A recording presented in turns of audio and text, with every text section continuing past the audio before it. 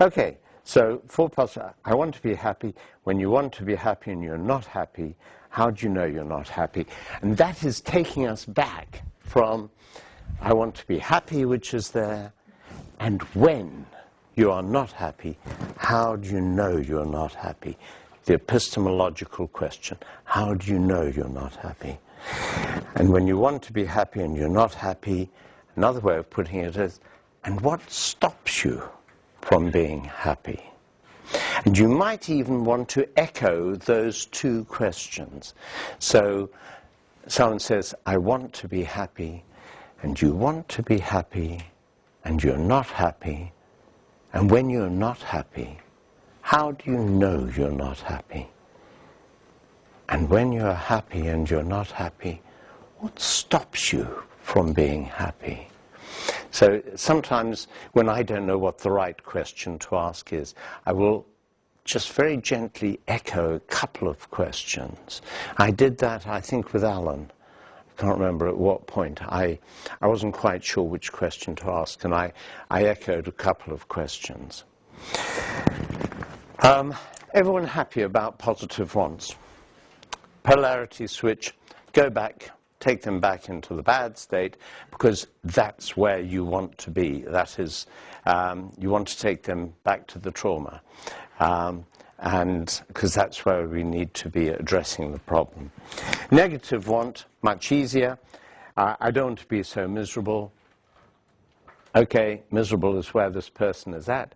And when you are so miserable, and notice, I don't want to be so miserable. What's wrong if I say, and when you are miserable? What's wrong? You've missed out so. I've missed out so. And so is part of the communication. You see, miserable is different from so miserable.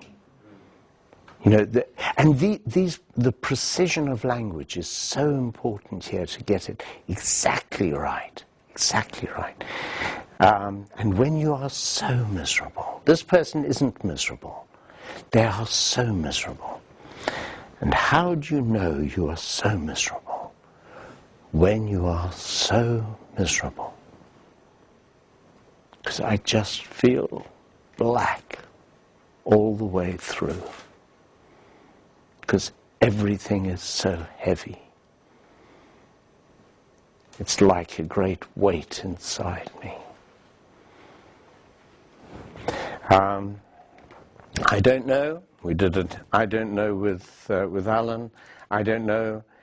And so what you do know is you don't know what you want. Yes. And when you don't know what you want, how do you know you don't know? When you don't know what you want. I'm all confused.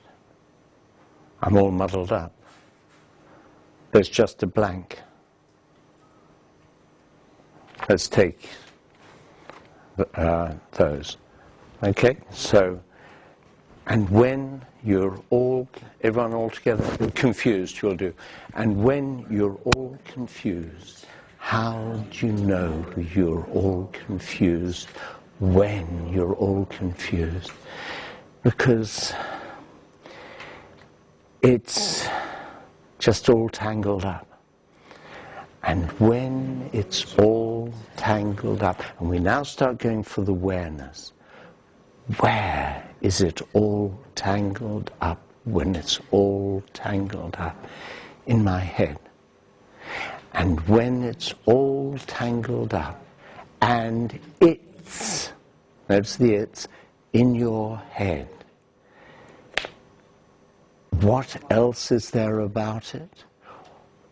Or does it have a shape, or a size, or a movement, or a sound, or a kind? We'll be coming on to the, I don't need to write all these down, because we'll be coming on to these on a subsequent sheet. So what else is there about it when it's all tangled up and it's in, or no, and whereabouts in your head is it? So usually with the where questions, you ask them 2 or 3 times. When it's all tangled up and it's in your head, whereabouts in your head is it? In the front. And when it's in the front and it's all tangled up, is there anything else about it? It's a mess. And when it's all tangled up and it's a mess, does it have a color or a shape? It's white and red. And when it's white and it's red and it's all tangled up and it's a mess, it's white and red and all tangled up. Kaksto. Like what? Like spaghetti. Bingo! Okay? Everyone there? Kaksto. I'm teaching this in a couple of weeks in Moscow. So I need to start preparing my Russian for it. One of the very few words of Russian I know. Kaksto, like what? When you say like what, that invites... It invites a metaphor, yes. Even if no metaphor... What is it like, or like what, invite the metaphor. And you don't want to ask that question prematurely. Sure. So you need to, it's black and it's dark and it's etc. And you need to have enough information there. So because this is the process where you are going from that and it is taking shape. So what was without form, it was just a diffuse substance, is taking shape. And you are in, this is a creative process, you see. It's a creative process where your questions bring that which was void into